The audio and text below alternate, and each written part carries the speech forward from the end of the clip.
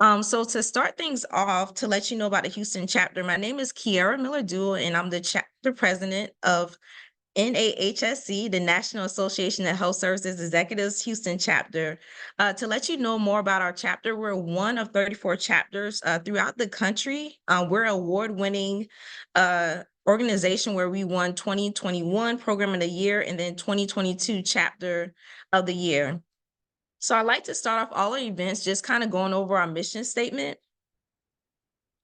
The National Association of Health Services Executives, N.A.H.S.E, is a nonprofit association of Black healthcare executives founded in 1968 for the purpose of promoting the advancement and development of Black healthcare leaders and elevating the quality of healthcare services rendered to minority and underserved communities. N.A.H.S.E's purpose is to ensure the greater participation of minority groups in the health field. Its basic objective is to develop and maintain a strong, viable national body to more effectively have input in the national health care delivery system. It has provided a vehicle for Blacks to effectively participate in the design, direction, and delivery of quality healthcare for all people. So with that being said, of course, thank you for joining our webinar for today. And at this time, I'll let our speaker, Carlton Inniss, take it away. So ego is the way. And what we're going to do today is talk about how you recognize, resist, redirect the influence of the ego. As I said, we'll talk voices of the ego, which is the meat of the presentation, but I will give some tips, tricks on how you react, respond to help you on your journey. And then what I really want to be able to do is leave time for Q&A. As your chapter leadership has shared, that is where they and you all find value in these sessions. So the ego is like a stubborn traveler insisting on his own way, while the way is the gentle breeze guiding him toward his destination, source unknown. It's complicated, and you're not going to get all the answers to life and ego in this presentation. I am a coach. You can find me. I'll provide my information on how you get to me if you do want to talk. But what I want to be able to do is create awareness around what's happening in your experience, how it came about, what it does, but also put you in a position so that as you continue on your leadership journeys, that you're aware of what you're encountering in others. Because to be human, as I said earlier, is to have ego, and the ego had a purpose, but most often, especially for us as adults, it does not, we no longer need it for that purpose, but in its intent to remain in existence, to remain at the forefront of our attention, it does some things, it says some things, which takes its attention, your attention off of you and where you're going, and puts your intention specifically on the ego. So about me, how I got here. So I am an executive life coach. I primarily work with leaders, entrepreneurs, folks, with anybody that reports up to them, pastors, entrepreneurs. I do life coaching, so I can work with couples if y'all got some stuff going on you want to talk through. But how I got here is 20 years in healthcare operations, primarily outpatient. Really not knowing that this is where I would be at this stage in my life, but recognizing it has been my calling for most of my life. So as much as I had success and enjoyed the work that I did as a health administrator, it was not fulfilling. There was something missing. And even if I launched my practice in 2020, it was about 2010 where I recognized that this was going to be my path. It took me 10 more years to muster up the courage and some other things to unfold to allow me to get here. But I say that to say, this is my passion. This is where I thrive. And wherever you are, you can do the same thing too. Doesn't mean that you know what that is today. Doesn't mean it's not where you are today. But with some introspection, some patience, some journeying, you can get there. I'm also a podcaster, podcast Unsolicited Genius, and an entrepreneur. Got my hands in multiple different pots. In terms of services, I do, as I said, professional life coaching, leadership, group and team building, offer assessments, the Energy Leadership Index assessment, and all the work that I can do can be offered in the form of workshops, retreats, and other programs. I got a program myself called the Ultimate Spark. It's a goal-driven self-improvement leadership empowerment program. Again, I seek to meet you where you are, get clarity on where it is you want to go, and let's remove the resistance and the barriers that have been getting in your way from getting to your current state to your most ideal state. My intention is that you shine and that you thrive in whatever you are, whatever you're doing, personally, professionally, authentically to who you are. The program is for all levels of leadership.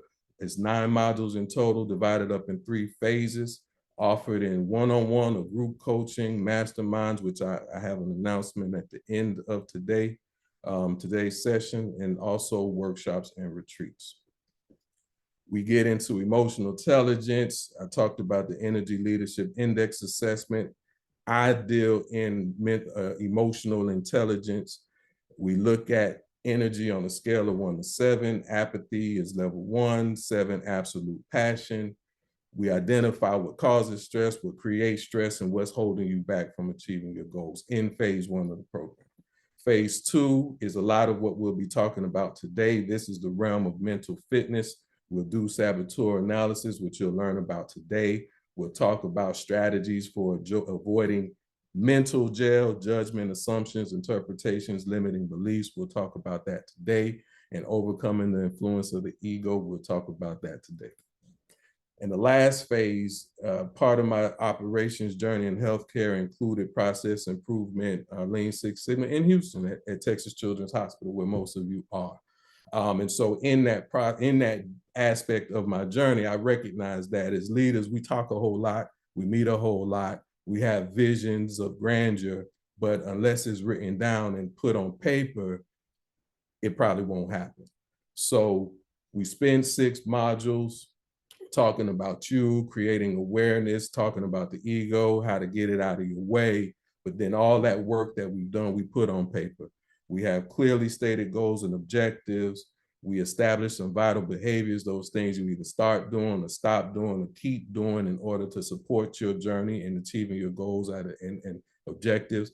And then last but not least, we create strategies for keeping you out of jail, the mental jail, that other jail. Hopefully that helps. You know, you work on the ego, you should stay out of trouble, but I focus on the mental judgment, assumptions, interpretations, limiting beliefs. So that's me. That's how I got here. Again, you want to learn more, you will have my contact information.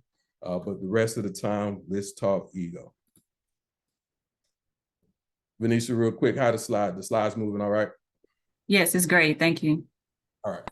So I showed earlier this energetic self-perception chart. You're not going to be quizzed. You don't need to memorize it. You will be provided the slides. As I said, you got to talk to me later if you want to. But what I want to bring forward as we talk ego is the recognition that the relationship between thoughts, feelings, and actions. So thoughts can precede feelings. Feelings can precede thoughts. They have interplay.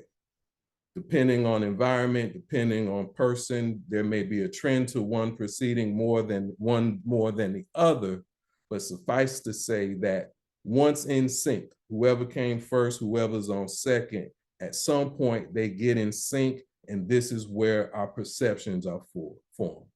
We have a thought, we feel a thing related to that thought, we create a perception that we may act upon. We have a feeling, somebody steps on your pinky toe, you don't like it, you think I need to retaliate, they come in sync, you have a perception, this person stepped on my pinky toe because of what I had said a couple years back, so now I need to take action. And actions are what you say, what you do, and often can also be what you don't do. When we talk level 1 energy on your screen, that there of apathy, it is one of inaction. But the ego comes in our thoughts. So ego, thoughts, feelings related to that thought, then we do or say a thing once we create that perception. My intention is to put a gap between the perception and the action. But in order to do that, you got to understand what's going on. So the ego, voices of the ego, those voices show up in a couple different ways, or 10 different ways. One is through the voice of the judge. The others are through the voices of the saboteurs. The judge voices judgment. This is not discernment. This is judging something as being right or wrong. This is saying that this thing needs fixing, this thing needs improving. The judge gets into inferior, superior comparisons. Recognize that the ego came about as a form of protection. That's where I say it's not your enemy. Through the voice of the judge, it attempts to keep you from being harmed from environmental dangers, be they physical or non-physical. The saboteurs, which we'll talk about in a minute, range and vary in each of us. There is going to be a saboteur that is more dominant in your experience than another. The judge is equally present in all of us. The judge and its judgment activates the saboteurs. The analogy I like to use is that there of the Mafia. Godfather was one of my favorite movies. Judge is the big boss. The saboteurs are its henchmen. When your judge sees that something ain't quite right, it reaches out, tells the saboteurs to go in there, do their thing in order to resolve the situation. The judge finds fault, self, others, and circumstances. The feelings of disappointment, anger, regret, guilt, shame, anxiety are often predicated on the influence of the judge. You have made a judgment that you have ruined your life, ruined somebody else's life, made a mistake that you cannot come back from. They stepped on your pinky toe because of something you did 2 years ago. Whatever that judgment is, that thought causes a lot of that disappointment, that frustration, that agitation, that guilt, that shame, that embarrassment, all those icky things, all those icky feelings that we don't like, more often than not. I don't speak in absolutes, so I'm not going to say every time, but more often than not are sourced by the influence of the judge. And last but not least, the judge activates the saboteur. The judge, if you want to understand how to recognize and identify it, it will badger you for past mistakes or whatever you perceive whatever it perceives your shortcomings to be. It focuses on what's wrong. If ever you've been in a situation, and me as a coach, I often find myself in places and circumstances where people aren't in good moods. So I make an effort to point out something to feel good about, something to appreciate, something to say, oh, that thing ain't that bad. But when influenced by the judge and it's taking hold, most folks don't want to hear that.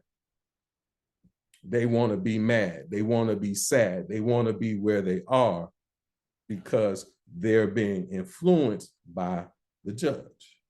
And as I said earlier, it gets into I'm better than or I'm less than comparisons, a la social media. But that's the end of that soapbox. So one of the things that I talk about now with the judge, but also with the saboteurs, are the justification lies. So when I said earlier, somebody mad and they just want to stay mad, there's nothing you can do to kind of get them to see the beauty in the day. This because they bought into that lie. They bought into the judge's justification for you to pay attention to it, listen to its voice. And it will say, without me pushing you, you'll get lazy. Without me punishing you, that guilt, you won't, for your mistakes, you won't learn from them. You're going to repeat them.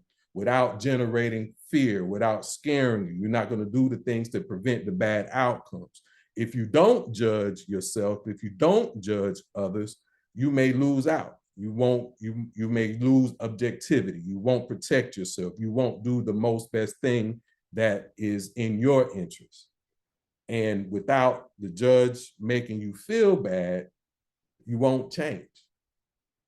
So again, justification lies because often when the ego speaks and what it speaks of and where it speaks from is not true.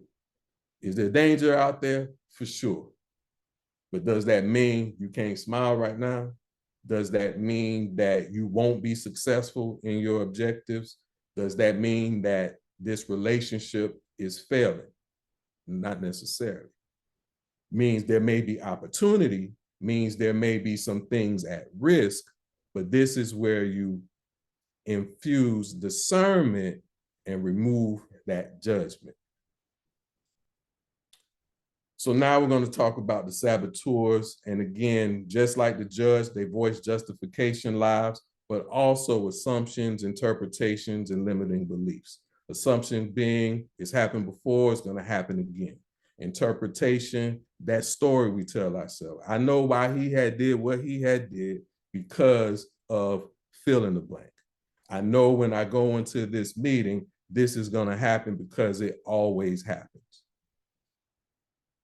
Limiting beliefs, generalizations, stereotypes, but as is in the term, it limits you. Some belief, some perspective that it limits you and or another person, place, or thing. So voices of the ego. We talked the judge, now we're going to look at the 9 saboteurs. As I go through, I don't raise hands if I need to slow down, raise hand if you feel totally convicted and you just got to say something, you got to talk about it. We will have time for that at the end, but I'm just going to kind of go through it. So take note of what about a saboteur and or what saboteur resonates with you. And so starting with the avoider, avoiding conflict. It's best if we just go along with it. Resist through passive aggressive means.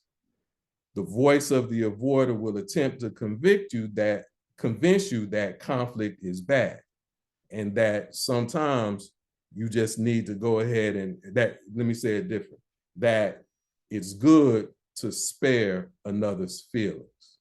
Again, will there be scenarios that you should spare somebody's feelings? Yes, but it's being clear on the source from where you're making that decision. Ego is low vibe, ego is fear-based, ego is insecurity. So if you're doing it from a place of love, that's great. But if you're doing it from a place of fear driven by the voice of the avoider, you ultimately are perpetuating further conflict. The controller, take charge, in your face communication. Without me, they can't get anything done. I'm hard on them in order for them to be successful. Controller, strong energy, fear of being controlled, need to take charge, need to be in charge, and will do so with force if need be. You all are leaders. Lead away. We know if you take on too much, you get overwhelmed. We know there's value in delegating.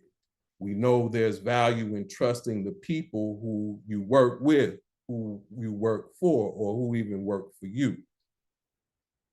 When a controller is in charge, you don't do that.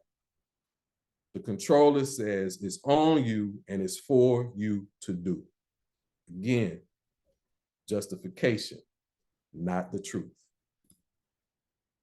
Hyperachiever, full disclosure, this is number 1 on my chart. So I'm talking to you, but I'm also talking about me.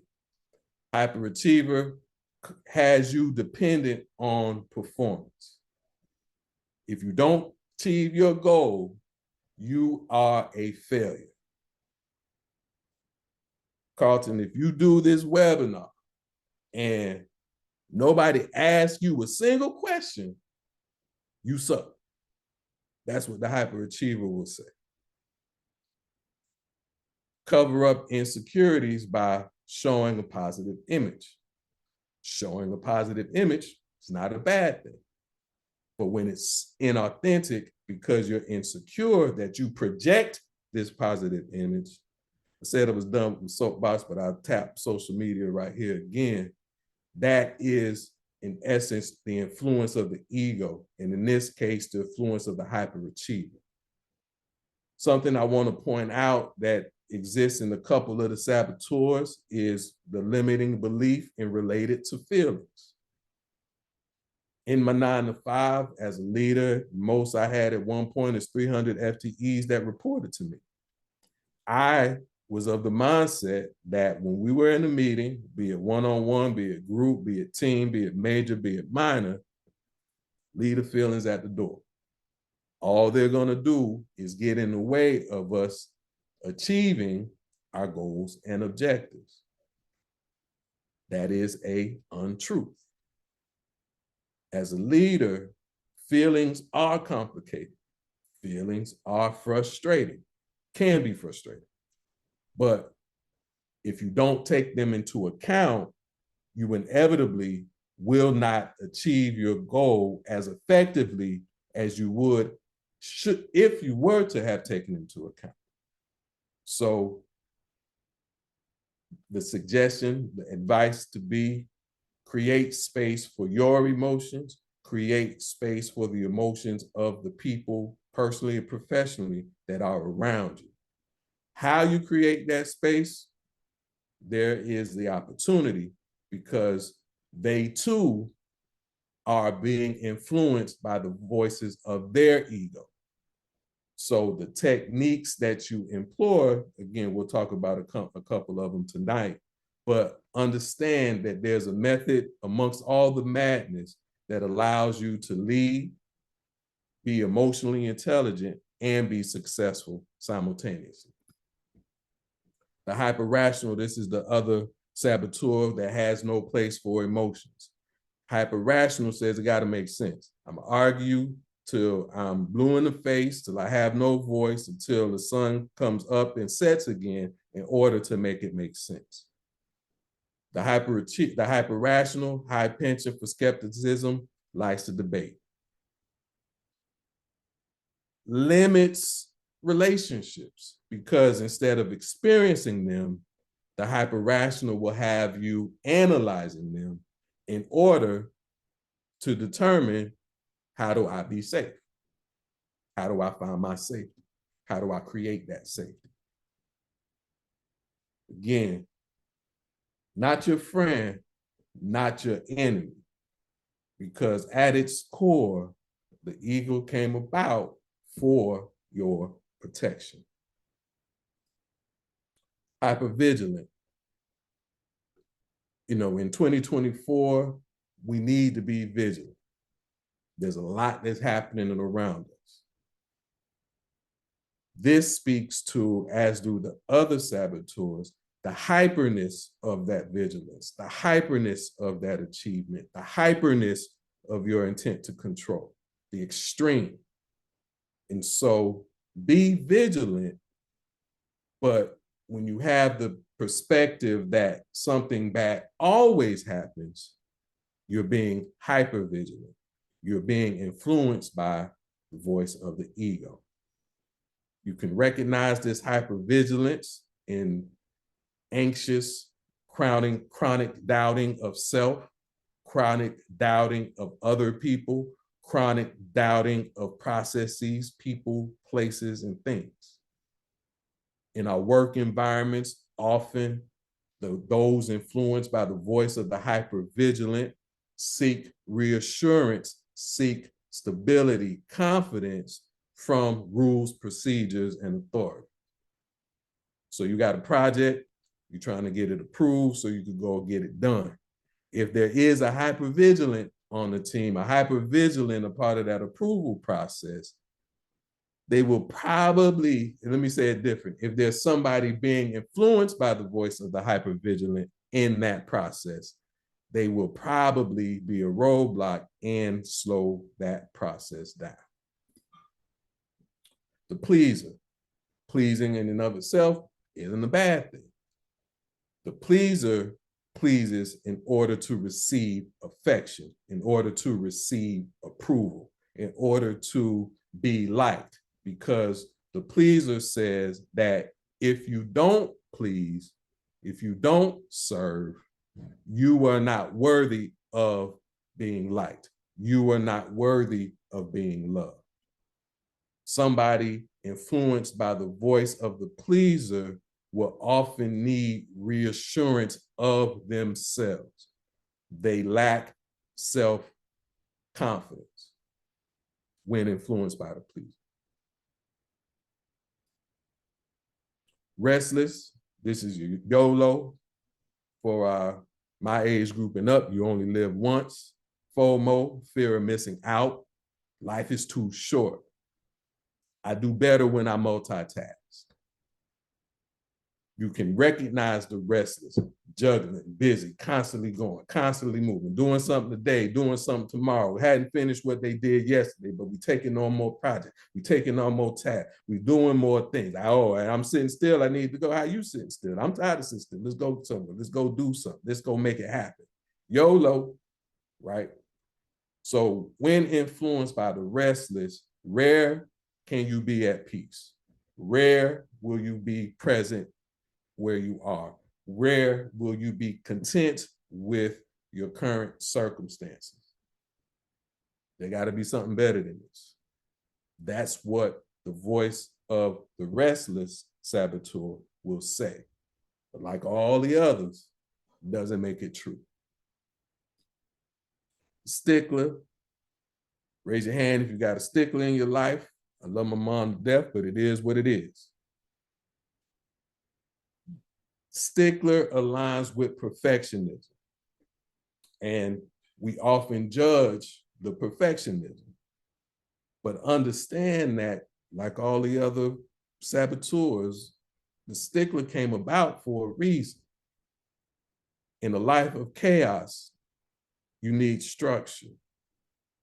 In a life of disapproval, organization, fixing things, structure, cleanliness, gains approval.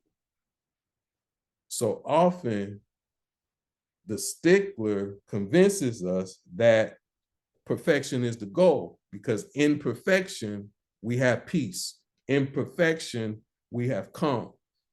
In perfection, we can get love. Not true. The stickler, highly critical of self and others.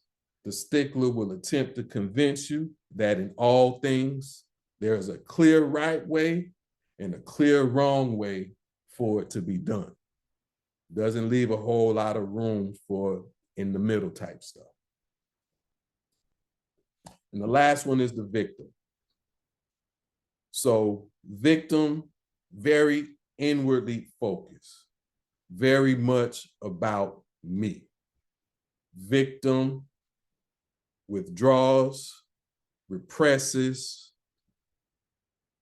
perceives that this behavior pattern is pathway to acceptance, pathway to attention, which will be a pathway to love.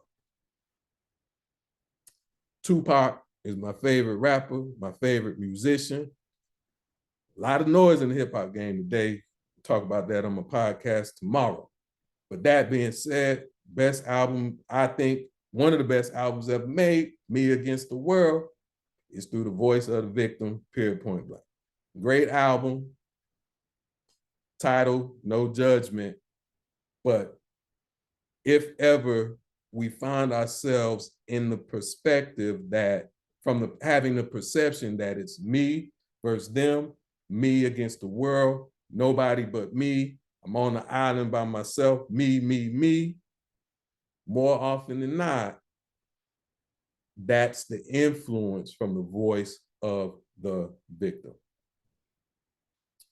All right, so we got about a little over 15 minutes. So a couple more slides on the voice. So as I talk about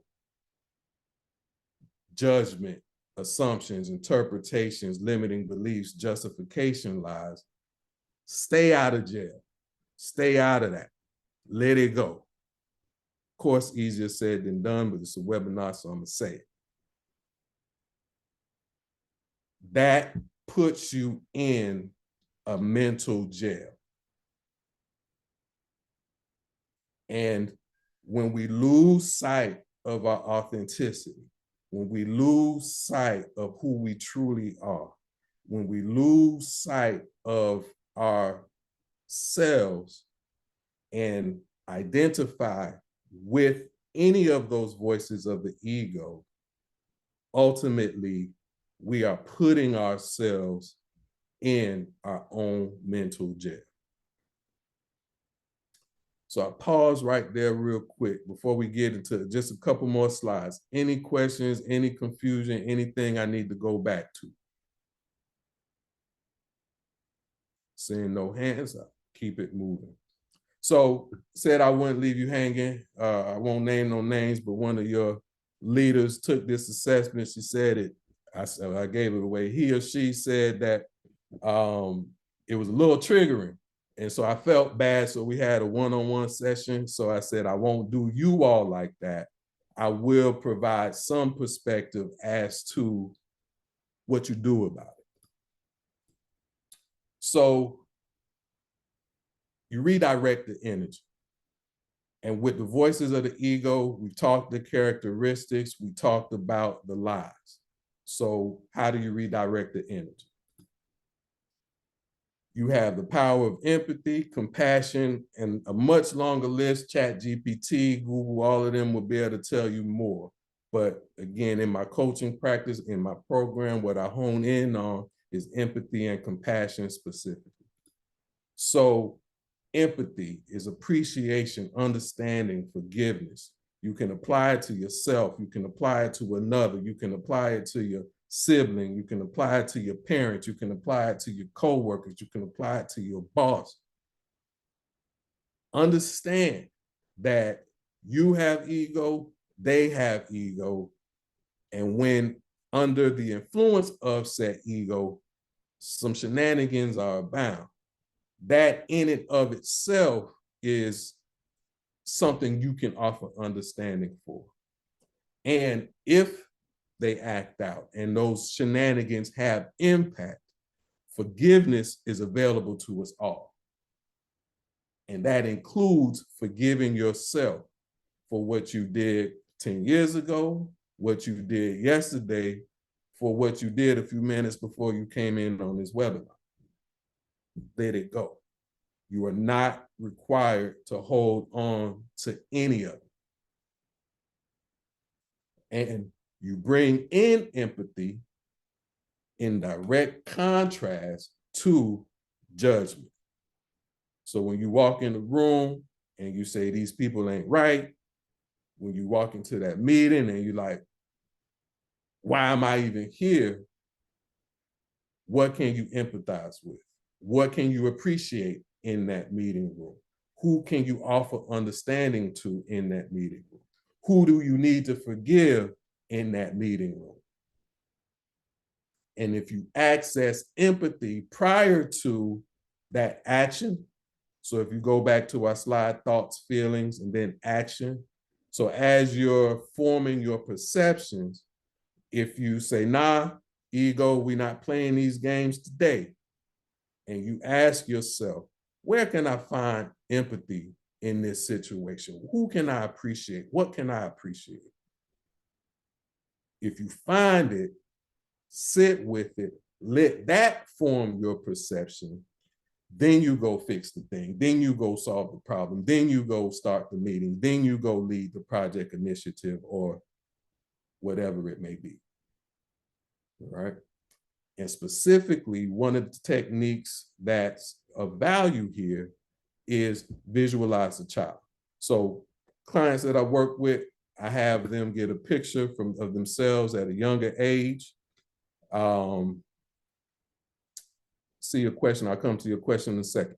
So I get a picture of you at a younger age, typically before the first trauma you remember. For me, 6th grade was pretty tough. So that younger picture for me will be somewhere before age 10. But take that picture, look at that picture. The things you say to yourself, influenced by the ego, those judgments, that blame, that guilt, that shame that you feel. Does that child deserve that? While you're looking at the picture, would you speak to this child in that language? Most of us is no. Some of y'all are harsh, so it's possible. But generally speaking, you wouldn't. You don't. That child is still in you. That's you. So you wouldn't do it to that younger version of you. Don't do it to the current version of you. And when you're in that meeting room, guess what?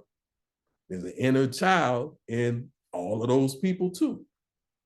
Your coworkers, despite your current relationship with them, were children before. And there's a child in there that experienced something that formed their ego that then is causing them, convincing them that this misbehavior is the most right thing to do. So see your inner child, see their inner child, tap into that empathy. Come to the question. What is the best way to be seen in the room without having to put your ego to be seen? Just be you. So that's one of the complications about the ego. We perceive our bravado, we perceive our confidence, we perceive our strengths to be egoic in nature. Ego is present in every aspect of you, but as I said earlier, this is what I'm doing right now. I love. This is my passion. This is my joy. Helping people be better where they are, who they are, how they are. The ego is around. It's talking. I told you, if y'all don't ask no questions, it's gonna say, Carlton, you suck. But I don't have to listen to it.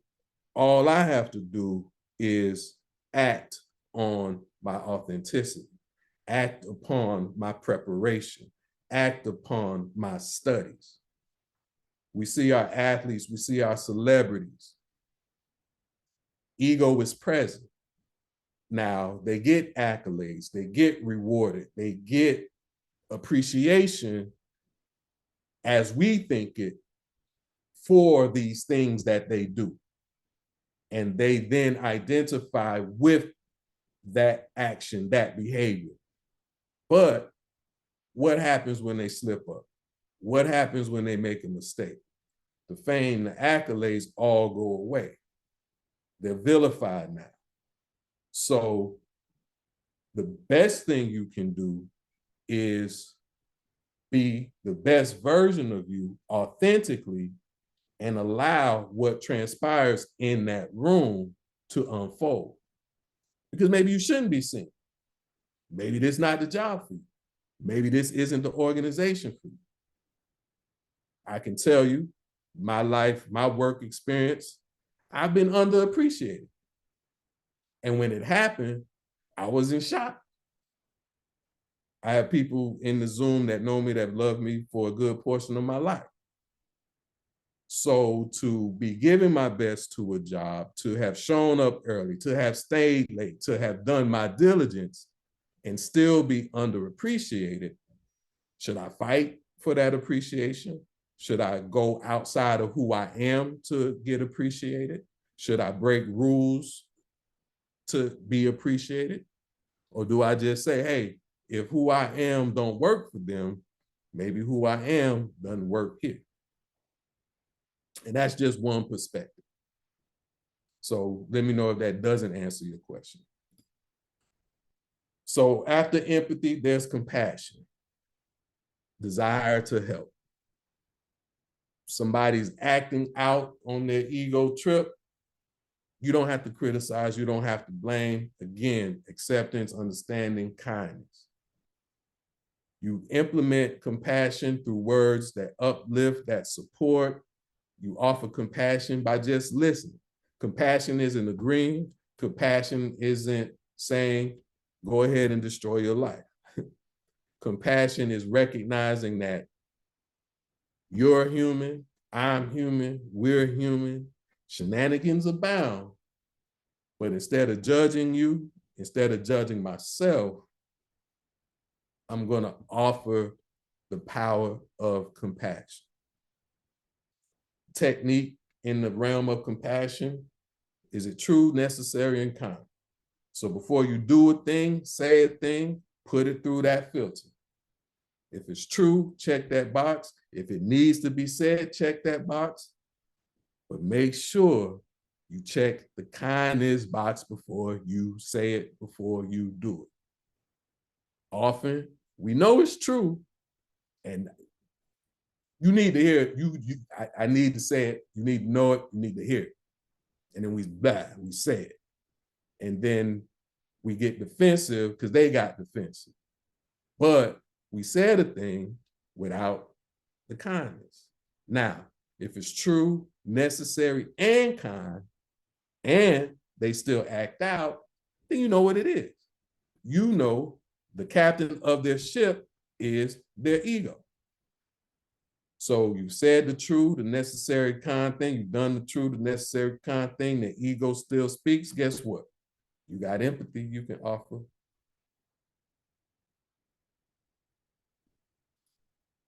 Some other methods, again, coast through, but for the sake of time, I'll just say it: exploration, innovation, navigation. And again, this list isn't exhaustive. ChatGPT is your friend. But these are just other means of navigating, navigating yourself or other people from a higher vibration. This is removing the judgment, not discernment, but removing the judgment that you're at fault, that something is wrong, that I'm better and or less than you, and offering something else in order to get to a solution and or resolution based on what's happening in that specific moment or circumstance. Applicable at work, applicable at home, applicable in romance, applicable with family, applicable with friends, applicable with strangers, applicable in politics, applicable in all areas and aspects of your life. So what's the takeaway? Basically, I believe by understanding the ego, learning how to manage its influence, you open the path to maximizing your life experience. You all look good. You all have had successes. The Houston chapter of N.A.H.S.E is thriving. I love what y'all are doing. There's still opportunity if you have not mastered that relationship with the ego to level up. There's some thought leaders that'll tell you you should destroy the ego. There's some thought leaders that will say just diminish, minimize the voice of the ego because you can't ever be rid of it. I say learn it, understand it, manage that relationship, make sure it knows you are the captain of the ship. Keep it in its place, give it something to do. One of the things I do if I'm trying to meditate or focus and the voice is going, I listen to jazz. And sometimes the scat jazz, the jazz that's all over the place, I give that to my ego. And so while I'm focusing, it's over here, but as long as I'm not listening to it and it's not talking to me, I know that I am hone in on whatever it is that's in front of you. Don't always have to do that, but occasionally, like I said, to be human, the ego can be strong. But all that to say that wherever you are and wherever you are going, where you want to go, the ego will attempt to get in your way if it's not currently in your way. You have the ability to understand the ego. You have the ability to diminish the voice of the ego. You have the ability to not be influenced by your ego. And when you become a master of self, you then have the opportunity to offer that same energy to others. That is where and how you can maximize your leadership. The path isn't a straight line, it's a spiral. You continually come back to the things you thought you understood and see those deeper truths.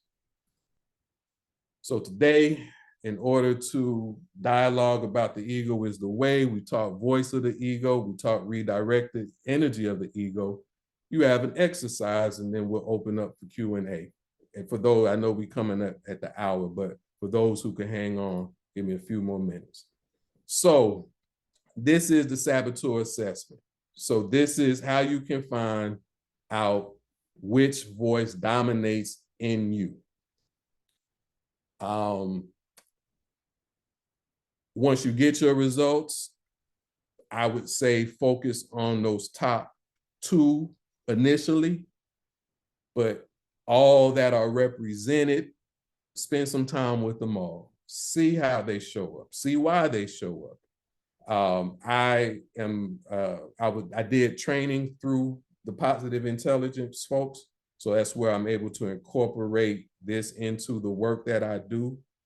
They have a lot of information on their website. They are their own separate program. They do their own thing. So whether you have desires to work with me, have desires to explore that further, just let me know. Let's see, we got a question. Oh, thank you. Yeah, it only takes about 5 minutes to complete. So hopefully everybody got that. Again, screenshot it. You'll get the slide deck. So now I'll open up for Q&A.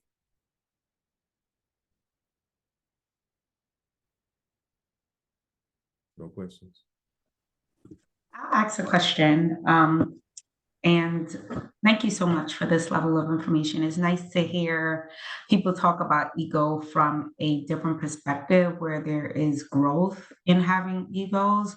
Typically, most people say egos are a bad thing, but it's nice to know that you can have an ego. It's just how you navigate your ego and combat what your ego may present. In regards to my question, in the workforce as a leader, how do you manage your ego when the person you are communicating with also has an ego? So to give you a specific scenario here, if there is a situation where your client, for example, is not meeting the desired requirements in order to push a project along, and they're exposing their ego in terms of blaming you for their lack of responsibility, how do you push your ego to the side as a leader to be the bigger person in that particular scenario without pointing fingers? The easy answer is you put your ego aside without pointing fingers. And now how you do that takes time. How you do that takes practice. And you said if we all have egos. And so it's just a matter of who's in charge in the moment. And so often when you recognize that somebody's ego is at the forefront and they're in their moment, you don't engage. You allow them to have that moment. Because if you recall, I taught energy, if you remember that chart, or let me see, I may be able to pull it up, but that chart, when you're in an ego moment, you're typically on the lower scale. That's where apathy, anger exists, frustration, agitation, confusion. if somebody is having an egoic moment and you meet them there, all you're doing is perpetuating that same destructive energy. Your objective is to rise above. How can you hear what they're doing, see what they're doing, be in the experience of what they're doing, but still level up? What is it that you can say? What mantra do you have? What empathy can you offer them? What compassion can you offer them? I had somebody who I was working with, chief operating officer, meeting with CEO, CFO, COO in the meeting. Some numbers was off. The CFO blamed the COO staff for not doing their job. COO caught off guard, had a reaction to say, y'all don't like the work I'm doing, you can find somebody else to do it. They finished the meeting, life goes on. A day or two later, he says, maybe that wasn't the best response. So often what happens, I didn't say this, is we have these egoic moments, but as soon as the situation is dealt with, the ego leaves. And then you left like, dang, what happened? What did I do? So in talking to him through that scenario, he realized that in that moment, he was at that level 2 anger energy for a list of understandable reasons. But in 3 or 4 days later, he's moved up the ladder, he's released that anger, and he's looking back saying, man, I should have handled that different. So our conversation was around, how do you handle it differently? The next time somebody comes at you, how can you keep from personalizing it? The next time somebody comes at you, how can you recognize that this other individual is probably acting off of his or her insecurity? What empathy can you offer prior to your response? So a lot of times, and I'm not saying this is you, but in a lot of times, the ego speaks because we're perceived we got to fix it right now. We got to solve it right now. We got to resolve it right now. But often, if you give a thing its space to breathe, including yourself, whether it be a couple minutes or a couple days, you can come back to it from that higher vibration and have dialogue and solution finding conversation at that point. And in some cases, the person won't let you. So then you just, you got a crucial decision to make.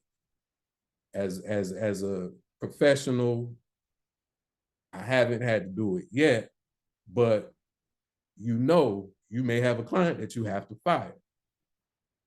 You have relationships that, romantic relationships where you're like, man, this is not gonna work. Same is true in business.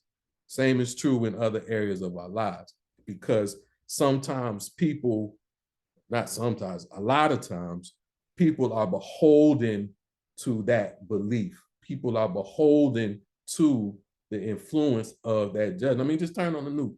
That's what's happening.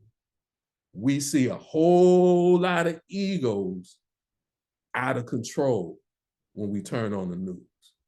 And if you talk to them about it, they believe that that ridiculousness that they're doing, that ridiculousness that they're spewing is the most appropriate thing. And we know it's not true. But what can you do to convince them otherwise?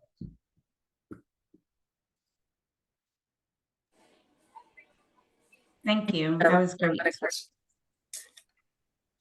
I had a question as well. Thank you so much for this conversation. You had mentioned something that I found very interesting was the difference between judgment and discernment. However, I feel that if my ego was in the way, I would have a hard time differentiating between the two. How do you suggest that is the best differentiation between a judgment and a discernment? Great question. And yes, if the ego is at the forefront, it will be hard to discern.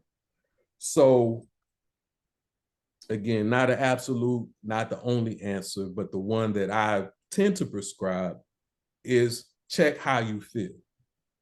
If you're anxious, if you're frustrated, if you're agitated, wait on making that decision. Wait on doing that thing. As an entrepreneur, we eat what we kill. So when I had a retreat in December that, was to lead to a subsequent engagement if it went well. So suffice to say, there's some pressure there. But in preparing for that retreat, I didn't prepare under the pressure. I released it. I meditated. I played some music. I made sure I exercised. I made sure I was in my authentic, happy space before I started preparing. Because otherwise, if I'm anxious, if I'm worried, if I'm fearful, that energy will find its way into that presentation. When you level up, you still got decisions to make. You still have things to do. And so this is where those other methodologies that I showed, navigation, innovation, exploration, some of those tools come in play, but you can do it from a peaceful space, a joyful space, at least not one containing that agitation, frustration, or fear. And so, not that it means it's going to be an easy decision, but you can be confident that if I was at peace, if I was in joy, and then I did this thing, whatever happens is not a result of where you were at the time of doing it. Does that make sense? Yes, it does. Thank you so much. You're welcome. Thank you.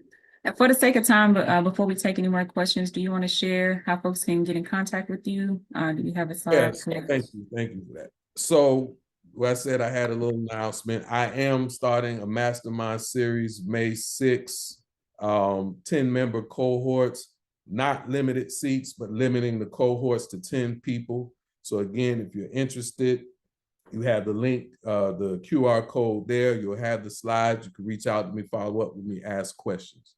But what you see on the screen is the program. And so as a cohort, through a mastermind, we'll go through these concepts. We'll dive deeper into the ego. We'll dive deeper into empathy. We'll dive deeper into how you navigate these spaces. But it would also include the Energy Leadership Index assessment that I mentioned and the Spark plan that I showed. You will leave this engagement with a plan and a strategy on how to achieve your success. And then that's it. Thank you. Love the Houston chapter, love N.A.H.S.E, love the work I do. So I'm glad you all gave me the opportunity to share it with you. This QR code up the wazoo, right? But this QR code takes you to my LinkedIn, to my website, all my other stuff. You can get to me from there. But worst case, if you don't remember nothing, Carlton at carltoninniscode.com, shoot me an email and we'll figure it out from there. Thank you so much, Carlton. Very insightful. Thank you for reminding me the power of positive self-talk. That's something that stood out from today's talk for me. I want to send a special shout out to my committee members for their contributions for pulling this together. Devin, Danielle, Stella, and Shannon. Also, just so you're aware, our committee's primary goal is to equip our members with leadership development tools and skills for career advancement. Whether you're a student, early careers, or mid-careers, we have resources for you. So thank you guys so much again for joining today. Thank you also for staying on. We're a few minutes over. If there's anything else, I know Carlton will be sticking around for a few minutes. Yeah, I'll hang out. Yeah, if y'all, so we talked earlier. Yeah, if you have questions, Venetia said she'll hang out for a little while.